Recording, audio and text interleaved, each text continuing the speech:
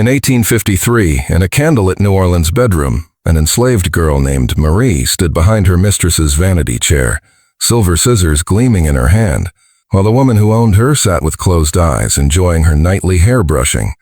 But tonight, Marie wasn't thinking about hair. Tonight she was thinking about her infant son who had been sold away that morning, and about how trust, once broken, could cut deeper than any blade. Welcome back to Buried Truths, where we uncover the stories they buried and give voice to those they silenced. I'm about to take you into the most intimate space of the antebellum South, the bedroom where enslaved women held the ultimate power over their mistress's beauty and vulnerability, yet remained powerless over their own lives. This isn't just about murder. This is about what happens when the most trusted hands become the most deadly, when intimate care becomes intimate vengeance, and when love for a child becomes hatred for the person who destroyed that love. So ask yourself right now, how well do you really know the people who have access to your most vulnerable moments? What secrets are hidden behind the gentle hands that care for you?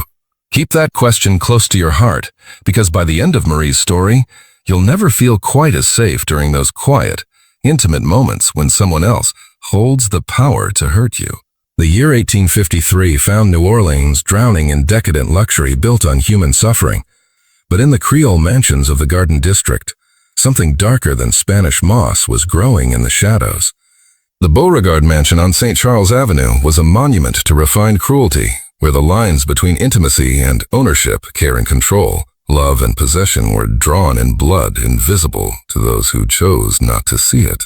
16-year-old Marie had been born into slavery in the Beauregard household, her entire existence shaped by the whims of Madame Céleste Beauregard, a woman whose beauty was matched only by her capacity for casual cruelty. From the age of 8, Marie had been trained as Madame's personal lady's maid, the most coveted and dangerous position an enslaved woman could hold. Marie's days were measured in intimate rituals that would have been acts of love between equals but became performances of power between owner and owned.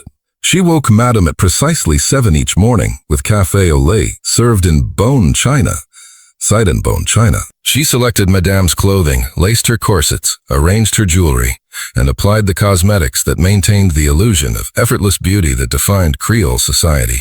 But it was the evening ritual that had created the most complex and dangerous relationship between the two women. You women. Every night, without exception, Marie would brush Madame Céleste's hair, 100 strokes with a silver-backed brush, while Madame sat before her vanity mirror in silk nightgowns, her eyes closed in what appeared to be blissful relaxation. These were the moments when Madame was most vulnerable, most human, most dependent on Marie's gentle care. During these intimate sessions, Madame would confide secrets she shared with no one else, her fears about her husband's gambling debts, her jealousy of younger women, her desperate desire for the social acceptance that always seemed just beyond her grasp. Marie became the repository of Madame's innermost thoughts, the keeper of secrets that could destroy reputations and end marriages. But the twisted intimacy worked both ways. Madame Céleste had convinced herself that Marie genuinely loved her, that their nightly ritual represented a daughter's devotion to a benevolent mother figure. She would stroke Marie's cheek while the girl brushed her hair, call her mon petit ange, and speak of their special bond, as if slavery were simply an unfortunate technicality that didn't affect their genuine affection. Children just complicate things. Marie lifted the silver brush and began the familiar rhythm, long, slow strokes from scalp to ends, the same motion she had performed thousands of times before. But tonight, each stroke felt different. Tonight, she was counting. One, Marie whispered so softly that Madame might have thought she was counting brush strokes as usual. "What's that, dear?" Madame murmured, her eyes still closed in relaxation. "Nothing, Madame, just thinking about Gabriel." As Marie continued brushing, she began to speak in a voice so gentle and soothing that Madame smiled with contentment. But the words she spoke would have frozen the blood of anyone who understood their true meaning. "You know, Madame, I've been thinking about all the things you've taught me over the years. How to be gentle with delicate things, how to handle sharp instruments safely, how to find the exact right pressure to apply to get the results you want." Madame made a satisfied sound, completely missing the dangerous undertones in Marie's voice. "Yes, dear. You've always been so skillful with your hands, so careful and precise."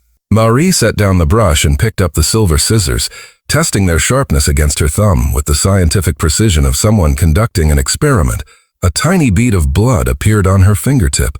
The scissors were perfect for their intended purpose. "Madame," Marie said, her voice still carrying that same gentle, soothing tone, "do you remember what you told me when Gabriel was born? About how love makes us do things we never thought we could do?" "Yes, I suppose so," Madame replied dreamily. "Love is a powerful force, isn't it?" "The most powerful force in the world," Marie agreed, positioning the scissors at the base of Madame's skull where her elaborate hairstyle began. "Strong enough to make a mother do anything to protect her child, or to avenge him." The slight change in Marie's tone finally penetrated Madame's relaxed consciousness. Her eyes opened and met Marie's in the vanity mirror, and for the first time in their 8-year relationship, she saw something in the girl's expression that made her blood turn to ice. "Marie, hurry. Marie?" Madame's voice carried a tremor of uncertainty. "What are you doing?" Marie's reflection smiled back at her in the mirror, but it was a smile Madame had never seen before. Cold, calculating, and absolutely merciless. "I'm finishing what you started this morning, Madame. You taught me that love means nothing, that children are just property to be sold when convenient, that trust is something to be used and discarded. Tonight, I'm going to show you exactly how well I learned those lessons." Before Madame could move, before she could scream, before she could even fully process what was happening, Marie's hand moved with the lightning precision of someone who had spent 8 years perfecting delicate movements. The scissors sliced through more than hair. They opened the carotid artery with surgical accuracy, sending a fountain of blood across the vanity mirror like abstract art painted in crimson. Madame's hands flew to her throat, her eyes wide with shock and terror as she felt her life pumping out between her fingers. She tried to speak, tried to call for help, but Marie had cut too deep, too precisely. Only gurgling sounds emerged from her ruined throat. "Shh, Madame," Marie whispered, continuing to work with the scissors as if she were simply finishing a particularly elaborate hairstyle. "Don't struggle. You always said I had such gentle hands, such a soothing touch. Let me take care of you one last time." Marie continued her work methodically, using the intimacy she had developed over 8 years to ensure that Madame's death would be both swift and absolutely certain. She knew exactly where to cut, exactly how much pressure to apply, exactly how to position the body to control the bleeding and minimize the mess. When it was over, Marie carefully cleaned the scissors and returned them to their proper place in the vanity set. She arranged Madame's body in the chair, as if she had simply fallen asleep during her evening routine, with her head tilted back naturally and her blood-soaked hair artfully arranged to hide the fatal wounds. Then Marie did something that revealed the true depth of her psychological transformation. She completed the hair-brushing ritual. She took the silver brush and gently stroked Madame's blood-matted hair, counting out the remaining strokes in a voice as calm and soothing as if nothing had happened.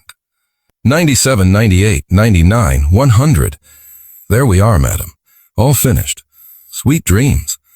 Marie left the bedroom as quietly as she had entered, closing the door behind her with the same soft click that had marked the end of thousands of previous evening sessions. She walked calmly to the servants' quarters, changed into her nightgown, and lay down in her narrow bed as if it were just another ordinary night. The body wasn't discovered until the next morning when another servant brought Madame's breakfast tray and found her still seated at the vanity, apparently having died in her sleep. The initial assumption was natural death, perhaps a stroke or heart failure during her evening routine. The blood was attributed to a possible fall when she lost consciousness. It wasn't until the undertaker began preparing the body for burial that the true nature of Madame's wounds became apparent. The precision of the cuts, the surgical accuracy of the attack, the intimate knowledge required to inflict such specific damage. These were not the marks of a random killer or even a crime of passion. This was the work of someone who knew the victim's body as well as their own. The investigation that followed was both intensive and utterly futile. Every member of the household was questioned, every possible suspect examined, every motive explored. But Marie's performance was flawless. She grieved for her beloved mistress with exactly the right mixture of sorrow and shock, helping to lay out Madame's finest dress for burial and weeping appropriately at the funeral. The other enslaved people in the household suspected, of course. They recognized the signs, the too perfect grief, the subtle satisfaction hidden behind Marie's tears, the way she never quite met their eyes when discussing the tragedy, but none of them spoke up. If anything, many seemed quietly relieved that their most capricious and cruel overseer was finally gone. But the free people of New Orleans never seriously considered that Marie could be responsible. The idea that a 16-year-old enslaved girl could plan and execute such a sophisticated murder was literally unthinkable to them. Enslaved people were property, barely human in their worldview, certainly not capable of the complex emotions and strategic thinking required for premeditated revenge.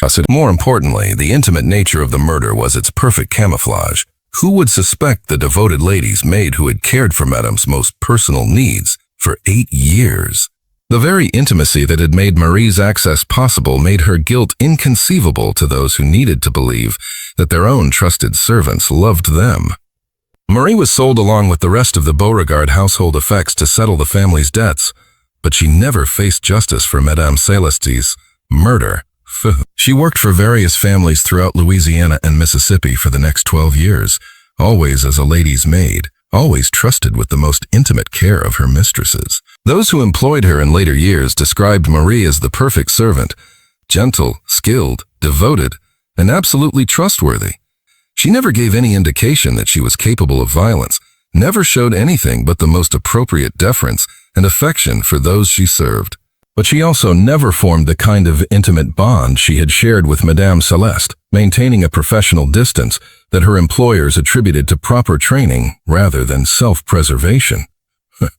When the Civil War ended and slavery was abolished, Marie disappeared into the chaos of Reconstruction like thousands of other formerly enslaved people seeking new lives. Some say she moved north to work in a fashionable salon in Philadelphia. Others claim she returned to New Orleans and opened her own hairdressing business in the Creole community. But wherever she went, whatever name she used, she carried with her the secret of that final hair-brushing session and the knowledge that sometimes the most intimate trust can become the most perfect weapon. The psychological impact of Marie's crime rippled through New Orleans society in ways both subtle and profound. White families began to look at their most trusted servants with new wariness, particularly the enslaved women who had access to their bedrooms, their children, their most vulnerable moments. The comfortable fiction that intimate service meant genuine affection became much harder to maintain when confronted with the possibility that loving hands might hide murderous hearts. More importantly, Marie's story became legend among the enslaved community, not as a tale of horror, but as proof that even the most powerless could find ways to claim power when pushed beyond endurance. The story spread through the networks of house servants, ladies' maids, and personal attendants who understood better than anyone the particular vulnerabilities of their owners. The evening hair brushing ritual, once a symbol of refined feminine culture, took on darker undertones throughout the antebellum South. White women began to notice things they had previously ignored: the expressions on their servants' faces during intimate moments, the careful precision with which their maids handled sharp implements, the secrets they had carelessly shared during what they thought were moments of mutual affection. Marie's revenge also illuminated the particular cruelty of slavery's assault on maternal bonds. The system that treated children as property and mothers as breeding stock had created a powder keg of suppressed maternal rage that could explode in the most unexpected moments. By selling Gabriel, Madame Celeste hadn't just committed a financial transaction. She had destroyed the one thing that made Marie's existence bearable, turning love into hatred and devotion into vengeance. The silver scissors that ended Madame's life became a symbol of the dangerous intimacy that defined relationships between enslaved women and their mistresses. These were bonds built on profound inequality disguised as mutual affection, trust that flowed only one direction, and intimacy that could be weaponized by either party, but was usually only safe for one. Think about the psychological complexity of Marie's situation. For 8 years, she had performed genuine acts of care and intimacy while being treated as property. She had listened to Madame's secrets and fears while her own hopes and dreams were systematically crushed. She had developed real skill and pride in her work while being denied any ownership of her own labor or its fruits. The bedroom where the murder took place represented the heart of antebellum domesticity, the private space where white women's beauty and refinement were constructed through the invisible labor of enslaved hands. Marie's transformation of this intimate sanctuary into a site of justice revealed the violence that had always lurked beneath the surface of these seemingly tender relationships. When Marie made those final cuts with Madame's silver scissors, she was severing more than just arteries. She was cutting through the lies that sustained the entire system of domestic slavery. She was proving that intimate knowledge could be deadly knowledge, that trust could become betrayal, and that the hands that served could also destroy. Oh, destroy. The blood flowed across Madame's vanity mirror, reflected more than just one woman's death. It reflected the violence inherent in a system that demanded love from people it refused to treat as human. Marie's revenge was not just personal. It was a rejection of the entire fiction that slavery could be softened by kindness or made acceptable through intimate affection. So the next time you hear someone romanticize the close relationships between enslaved people and their owners, remember Marie and her silver scissors. Remember the girl who spent 8 years perfecting the art of intimate care while planning the perfect intimate revenge. Remember that the most trusted hands are often the most dangerous, and that love, when systematically betrayed, can become the sharpest blade of all. If this story has moved you, if it's shown you the hidden violence in seemingly tender relationships, then I need you to do something for me right now. Easy. Hit that subscribe button and ring the notification bell, because this is exactly the kind of story that polite history wants to forget. But here at Buried Truths, we're committed to digging up these stories and giving voice to those they silenced. Share this video with someone who needs to understand that intimacy can be a weapon, that trust can be dangerous, and that the people we depend on most might be the ones with the greatest reason to destroy us. Leave a comment telling me what other buried truths you want me to uncover. And remember, stories they buried are the ones that matter most, because they're the ones with the power to change how we see the world. Marie's final hair-brushing session lasted only minutes, but its impact echoes through American history. She reminds us that intimacy is a double-edged blade, that maternal love is the most powerful force in human experience, and that when that love is destroyed, the result can be more dangerous than any army. Till next time, keep digging for the truth, because the stories they buried are the ones we need to remember.